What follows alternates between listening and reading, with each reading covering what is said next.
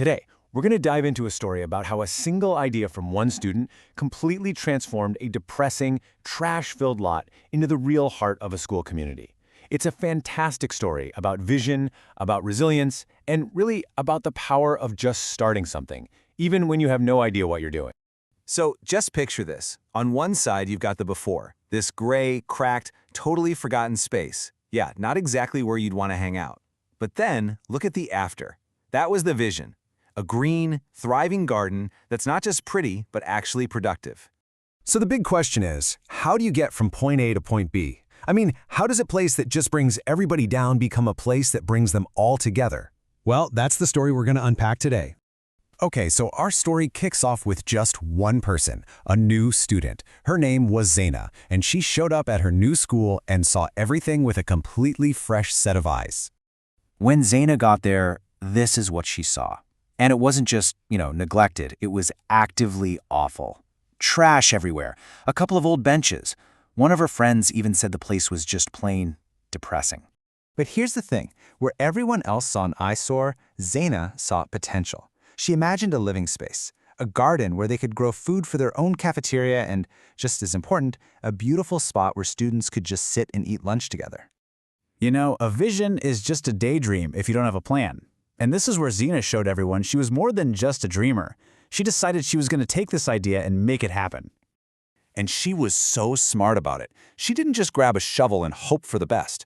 Her approach was really methodical. First, she hit the internet, researching how other people had done this. Second, she wrote up a simple, formal proposal to show she was serious. And third, she took it to the student council to start building some support. And this right here is what I think is so incredible about her leadership. During her big presentation, she was totally honest.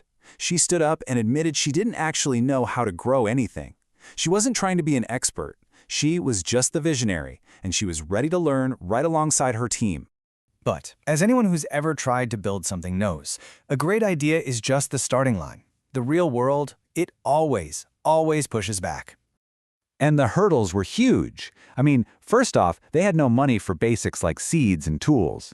Then, the ground wasn't even dirt. It was solid concrete. And before they could even think about planting, they had to deal with all that trash. But sometimes the toughest obstacles aren't physical, they're social. She was actually dismissed by some of her classmates. They laughed at her idea, and one person even said, "You're just a new student." That kind of doubt, man, that can be way harder to break through than concrete. And then came the real gut punch. After all that initial work, nature itself just turned on them. 2 solid weeks of rain flooded the garden, and all their first little seedlings, they drowned. Now this was the moment she could have quit. And who would blame her? The disappointment was real, the mockery, the failure. But how she responded to that failure, that's what defines this entire story. She just refused to give up. This is where the whole story pivots. Zaina realized her determination, on its own, wasn't going to cut it. Overcoming these kinds of challenges was never going to be a solo mission. It was about finding the right people. So her first allies were absolutely critical. First, her kind and honest friend Nancy, who was the first person she even told the idea to. And then came Mrs. Hoda, the biology teacher, who saw that fire in Zaina and decided to back her up. And look at the team she built. This is so brilliant. She wasn't looking for 5 gardening experts. No, she was building a versatile crew. She found someone good with tools, an artist, someone with muscle, and a super organized planner. She got it. She knew a project needs all kinds of different skills to succeed. So now she's got a team. How did they turn it all around? Well, this is where that crushing early failure actually became their most important lesson. You can see their new approach right here.